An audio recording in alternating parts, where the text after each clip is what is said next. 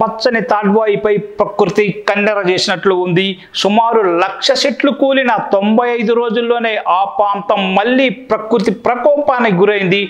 ఏడాది ఆగస్టు 31వ తేదీన వచ్చిన వర్షం ఈదురు గాలులతో మేడారం అడవుల్లో సుమారు 85,000 చెట్లు కూలాయి. దాంతో భారీ వృక్షాలు కూడా ఉన్నాయి. సుమారు 50 నుంచి 100 ఏళ్ల నాటి మహావృక్షాలు సైతం ఆనాటి ప్రకృతి ప్రకోపానికి బలయ్యాయి.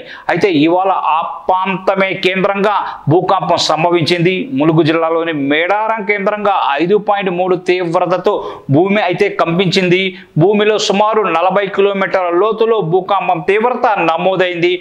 ఇక తాడ్వాయి అడవుల్లో మనం చూసుకున్నట్లయితే ఆగస్టు 31న జరిగిన ప్రకృతి బీభత్సం కారణంగా 152.64 కోట్ల నష్టం వాటిల్లిందని అటవీ శాఖ అధికారులు ఇటీవల అంచనా వేశారు. ఆనాటి భారీ వర్షానికి బలమైన గాలులు తోడు కావడంతో పేక మేడల్లా మహావృక్షాలు కూలిపోయాయి. ఆ తాడ్వాయి, ఏటూరు నాగారం, గోవిందరావుపేట మండలాల్లోని అడవులకు తీవ్ర నష్టమైతే వాటిల్లింది.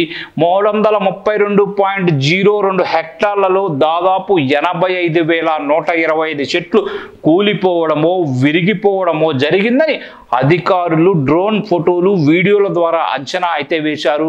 ములుగు జిల్లాలో జరిగిన ప్రకృతి విపత్తుపై బీఆర్ఎస్ వర్కింగ్ ప్రెసిడెంట్ కేటీఆర్ కూడా సెప్టెంబర్ 11వ తేదీన తన ట్విట్టర్ అకౌంట్లో ఓ వీడియోను అయితే పోస్ట్ చేశారు. సుమారు 1,00,000కు పైగా చెట్లు మేడారం అడవుల్లో కూలాయని, వాతావరణ మార్పులు, పర్యావరణ సమస్యలను పరిష్కరించుకోవాల్సిన అవసరం ఉందని కూడా ఆయన ఆ ట్వీట్లో తెలిపారు. ప్రకృతి విపత్తులను అడ్డుకోవాలంటే కలిసికట్టుగా పర్యావరణ సంరక్షణ చేపట్టాలని ఆయన ట్వీట్లో కూడా పేర్కొన్నారు.